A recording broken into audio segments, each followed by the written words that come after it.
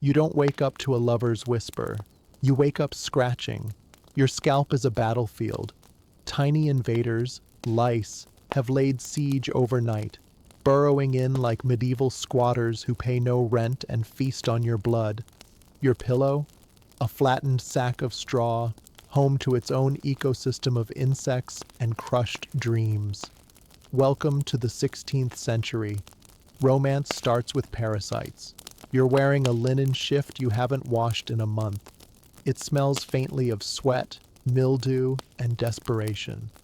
But no one minds, because everyone smells, including your future spouse, whoever they are, wherever they live, and however little you'll get to choose them. Marriage isn't a meet cute, it's a transaction, a contract sealed by land, livestock, and a dowry fat enough to make up for the fact that neither of you has all your teeth. And love? Love is a luxury for poets and lunatics. What you get is compatibility, meaning your families agree, the dowry is fair, and you're both technically alive. But today, something is different. A folded note has been slipped under the door of your drafty, rat-haunted room. It smells slightly of candle wax and panic. You unfold it with fingers still crusted from yesterday's barley porridge. A letter, a love letter, handwritten, slanted, ink slightly smudged. It's not Shakespeare, but your heart, that tired, overworked organ, skips a beat. It says, "I have seen thee at market. Thy eyes resemble the sky before rain. If thou wouldst meet me near the well after vespers, I shall wear my father's hat." You're not sure if it's romance or stalking, but in 16th century terms, it's practically foreplay. You clutch the letter, you scratch your head, you step over the chamber pot, and you wonder, not if he's handsome, but if he has a good set of oxen, because here, flirtation is optional, but a decent dowry? That's eternal. There is no Tinder, no DMs, no slow, flirtatious likes on a blurry profile picture taken in low light. If you want to woo someone in the 1500s, you have two options: a glance across a pig market, or a letter so florid it might cause paper cuts to the soul. Courting is a public act. Your parents are watching, the village priest is watching, the goat probably is also watching. You can't just approach someone and say, "You have beautiful eyes." That's suspicious. That's borderline heresy. Instead, you must phrase it like you're negotiating a truce between rival kingdoms. "My father says your family owns 3 acres of barley fields. That is most pleasing to me." You might be allowed to walk together, supervised, of course, with her aunt, or his cousin, or someone whose job is to make sure no one touches anything sinful. The walk is slow. You're both sweating. Not from nerves, but from the 16 layers of wool and linen pressing down on your body like a hot, damp hug from poverty itself. There's mud everywhere. Shoes are optional. The air smells like manure and distant plague. And yet, something stirs. You exchange awkward words. You discuss the harvest. You compliment their ox. It's romantic. Well, it's 16th century romantic. If things go well, your families will meet. They will argue about the dowry. Because in this world, love is measured in goats, land, and how many spoons your family can provide without going bankrupt. If things go really well, you might be allowed to exchange a second letter, this one sealed with wax and hormones, and if you're lucky, you might get a glimpse of your beloved's ankle, scandalous, enough to fuel your dreams for months. You are in love, or at least, in something. Maybe it's love, maybe it's anemia.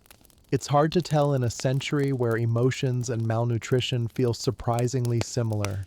What is clear is that no love story in the 16th century moves forward without a conversation about the most romantic thing of all, the dowry. Think of it as your romantic resume. But instead of good listener or likes long walks, it lists things like 2 geese, 1 copper pan, and the partial ownership of a donkey with a limp. If you're a woman, your family has to pay for someone to marry you. Yes, pay.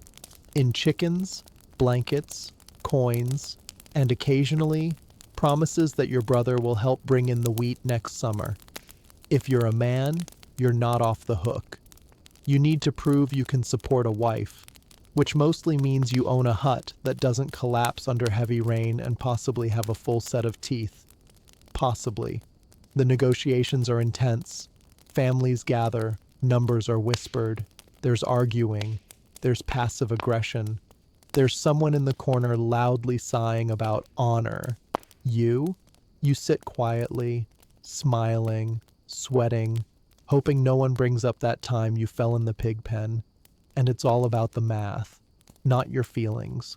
Your value is calculated like a livestock deal. What year were you born? How fertile do you look? How wide are your hips? Have you ever had smallpox? Is your goat still alive? Your dowry is not just an entry fee into marriage, it's your insurance. If your husband dies, and odds are he might, the dowry can sometimes be used to support you, unless his family keeps it, which they probably will. Still, once the numbers are agreed upon, it's almost official. Your hand in marriage, purchased for 3 sacks of grain and a cloak with only minor lice damage. It's not poetry, but in the 16th century, that's practically a sonnet. Romance in your century has a smell, and it's not roses. It's a pungent cocktail of sweat, unwashed linen, and barnyard residue. You and your beloved have probably bathed less this year than a modern teenager during exam week, but no one notices. Or rather, no one minds, because everyone stinks. The air is democratic in that way. Bathing is risky business. Doctors say it opens your pores to disease. So, instead of washing, people rub themselves with cloths soaked in vinegar, perfume, or wine. Which sounds classy, until you realize the wine is 2 weeks old and smells like foot. Teeth, a scattered landscape. Yellowed, crooked, sometimes gone. If you're lucky, you've got a twig to chew on as a toothbrush. If you're really lucky, it's not the same twig used to poke the fire. Hair, oiled with animal fat or covered with a linen coif to hide the lice ballet happening beneath your scalp. Headwear isn't fashion, it's pest control. And yet, despite the filth, the sweat, the proximity to manure, people fall in love. They still sneak glances across muddy streets. They still whisper beneath candlelight. They still write awkward letters comparing someone's eyes to a cloudy morning after frost. Love, it turns out, is not sanitized. It doesn't need deodorant. It just needs the right moment, the right glance, the right goat trade to go through. And when it happens, when you're finally alone, maybe for just a moment in a field or behind the baker's shed, the tension is electric. You don't kiss. You look. You linger. Because touching could mean scandal, shame, or pregnancy, or all 3 in that order. And besides, kissing is risky. You could catch plague. Or at least someone's leftover onion breath. So you just exist together. 2 slightly smelly beings, orbiting each other with hope and a dowry contract in hand. The date is set. You're getting married. Officially, legally, and, most terrifyingly, publicly. There's no Vegas elopement in the 16th century, no secret beach ceremonies, no tasteful weddings with fairy lights and artisanal cupcakes. Your wedding is a village event, meaning everyone's coming, everyone's watching, and someone's drunk before noon. Preparations begin early, not for your emotional readiness, no one cares about that, but for the food. This is the biggest meal most people will eat all year. A culinary explosion of barley, bread, boiled meat, and something called pottage, which is essentially a vegetable stew that looks like it lost the will to live. The centerpiece? Fish, usually fermented, occasionally fresh, always questionable. The drinks? Ale, cider, and more ale. You will not remember this wedding clearly. No one will.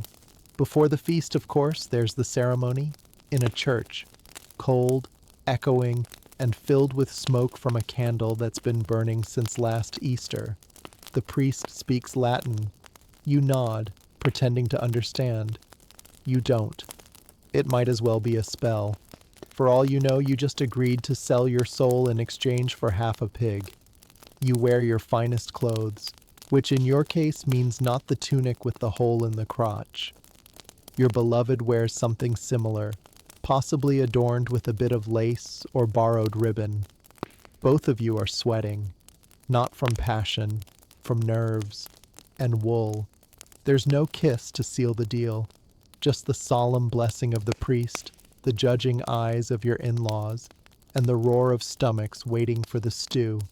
The real celebration begins after, dancing, shouting, a man with one tooth playing the lute like his life depends on it, children throwing bread, old women making predictions about your fertility based on the way you walk. It's chaos, but it's your chaos. You are now married, bound not just by love, but by law, religion, and a shared debt in goats. And tonight, you will share a bed, a narrow one, with straw, and maybe, just maybe, with your mother-in-law in the room, because privacy, that hasn't been invented yet. It's your wedding night. But forget silk sheets and candlelit mystery. You're lying on a bed that crunches when you move, because it's filled with straw, possibly hay, possibly something worse. Your spouse lies beside you, nervous, sweaty, possibly snoring. There's a family member asleep in the corner, maybe two. It's hard to tell in the dark. Privacy, that's a 21st century luxury. Tonight, you share your most intimate moment with an audience of mice, fleas, and possibly an uncle who's had too much cider. If you're lucky, someone remembered to sweep out the livestock before bedtime. There's no lingerie, no music, no scented oils. You undress, or rather you loosen the ties and buttons of your medieval puzzle outfit. It takes 10 minutes and feels like unwrapping a very anxious, itchy present. Your body is not summer ready. It is plague century ready, pale from indoor labor, marked by calluses, bites, and the occasional burn from a cooking fire. Your spouse isn't much different, except they smell slightly more like onions. Still, there's tenderness, clumsy, confused, wordless tenderness, a recognition of shared survival, of finally arriving at something both terrifying and strangely sacred. No one teaches you what to do. There are no books, no diagrams, only whispered advice from older relatives involving vague metaphors about geese, seeds, and being gentle, but not too gentle. You try. You laugh, once. You wince. The bed creaks like it's narrating the event in real time. And maybe, just maybe, there's a spark. Not of passion necessarily, but of something else. A beginning. Because in this world, love doesn't start with fireworks. It starts with shared discomfort, with mutual effort, with two people lying awake, scratching at straw, wondering what tomorrow smells like. And that's intimacy. Congratulations. You're now officially someone's spouse. But don't expect a honeymoon. There's no getaway, no seaside escape, no carriage ride through the Alps. Your post-wedding trip is from the church to the nearest bucket, because someone has to fetch water for breakfast. Married life in the 16th century is not a continuation of the romance. It's an agricultural contract with minor emotional benefits. You wake up before the sun, not because you're ambitious. Because the chickens are screaming and someone's ox just gave birth in your vegetable patch. You work. Together. separately, endlessly. She might be spinning wool, kneading bread, or scraping soot from the hearth with a spoon that's older than her marriage. He might be sowing fields, chopping wood, or failing to fix the same damn fence for the third time this week. There are no weekends, no lazy brunches, no Netflix. The closest thing you have to quality time is sitting beside each other while removing ticks. The food? Always bread, occasionally cheese, rarely meat, always served on wooden plates that smell like last winter's stew and regret. Arguments happen over firewood, over debts, over who forgot to salt the fish. But so does affection, quiet, awkward, unspoken, a shared glance when the baby finally sleeps, a hand resting on a shoulder during prayer, a bad joke told while scrubbing chamber pots. And yes, babies come, often, quickly, some stay, some don't. Childbirth is a gamble. Life expectancy is a rumor, but somehow, hope persists. Your home is small, your tools are worn, your feet ache, your teeth hurt, your dreams are simple. But in a world where tomorrow is never guaranteed, shared survival is the most radical form of love. And if that isn't romantic, nothing is. Years go by, slowly, loudly, covered in mud and smoke. You are no longer newlyweds. The straw in your mattress has collapsed into something vaguely symbolic. Your knees crack when you bend. Your back aches. Your teeth, well, some of them said goodbye last winter. And yet, here you are, still married, still alive, still arguing about whose turn it is to chase the goose out of the pantry. Your hair has grayed, not gracefully, but in patches, like a sheep halfway through shearing. Your hands are calloused. Your voice is hoarser. Your belly may have softened or disappeared entirely, depending on the harvest. Your spouse, older too, less mysterious, more familiar than your own shadow. You know how they breathe, how they snore, how they hum while stirring soup made from hope and onion skins.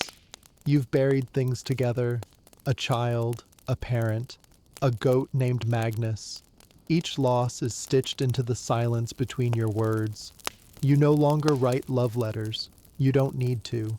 Now, love is in the way you save the last crust of bread for them, in how you warm their blanket by the fire before bed, in how you curse them for leaving the door open, but still check their feet for frostbite. There's less romance, but more care, less fire, more embers. And occasionally, in the middle of a quiet night, when the wind howls like death is rehearsing, you reach out, blindly, instinctively, and find their hand, still there, still warm, still yours.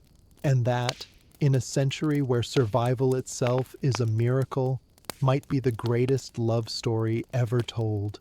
It doesn't happen suddenly. It creeps in, like the draft through the cracks in your wooden walls, like the cough that won't go away, like the quiet you didn't notice until it became unbearable. Someone gets sick. Maybe it's you. Maybe it's them. And sickness, in the 16th century, is not a guest. It's a sentence. There's no doctor, only a neighbor who once boiled herbs and now considers himself an expert. There's no diagnosis, just sweating, praying, and hoping whatever it is doesn't involve bleeding from strange places. You sit by their side, you hold their hand, you change the cloth on their forehead over and over, like a ritual against time. You remember the goats, the wedding stew, the lice, the way they laughed when you fell into the pig pen. You say nothing, because love, here, doesn't speak. It stays. The end, when it comes, is quiet. A final exhale, a silence that stretches, a stillness you don't dare disturb. You bury them in the same clothes they wore to church, wrapped in linen, with a sprig of rosemary to keep the smell of death polite. You go home alone. The bed feels bigger, the house colder. Even the chickens seem quieter, as if mourning the absence of someone who used to scold them with unusual tenderness. And yet, life insists. You still wake up. You still bake bread. You still mutter at the fireplace like they might answer back. Because grief, in your world, is not a luxury. It is folded into the chores, stirred into the stew, carried in your back like firewood. But so is love. And that's the trick, isn't it? You survive them. And somehow, they still live in the way you tie your apron, salt your soup, and whisper idiot to the sky when the goat escapes again. Centuries have passed. You're no longer lying in a straw bed. You're not scraping soot off a hearth or counting turnips to survive winter. You're here, now, in a world with warm water, clean teeth, private bedrooms, and pillows that don't make suspicious noises when you shift your head. But the ghost of that old love lingers, not haunting you, just watching, because the story you've just lived, through mud, firewood, fermented stew, and lice-infested longing, is not just history. It's your story, or could have been. It's the story of two people who never said I love you, but proved it every day by surviving beside each other. It's the story of choosing tenderness when comfort was rare, of building something sacred in a world that smelled like wet wool and goat sweat. It's the story of knowing that nothing is certain, not your health, your harvest, your spouse, or your soup, and loving anyway. And now, lying in a clean bed, under soft blankets, you realize no one is chasing a goose through your kitchen. No one is negotiating your marriage with a sack of barley. You have toothpaste, privacy, antibiotics, and yet, something in you still aches for that world. Not the filth, not the suffering, but the rawness of it all, the truth, the intimacy that comes from needing each other not just emotionally, but for actual survival. And maybe, just maybe, you understand love a little better now. Not as a fantasy, not as perfection, but as two imperfect, itchy, hungry humans making something real in a world that gave them nothing. So next time you complain about your partner leaving the dishes or stealing the blanket, remember this. At least you're not sharing a straw mattress with fleas and your mother-in-law. At least your love doesn't have a dowry. At least, and this is important, your spouse probably doesn't smell like turnips. You're lucky. Not because love is easier now, but because you finally have the time, the comfort, and the language to notice it. And that's a gift your ancestors would have killed for, or at least traded a decent goat.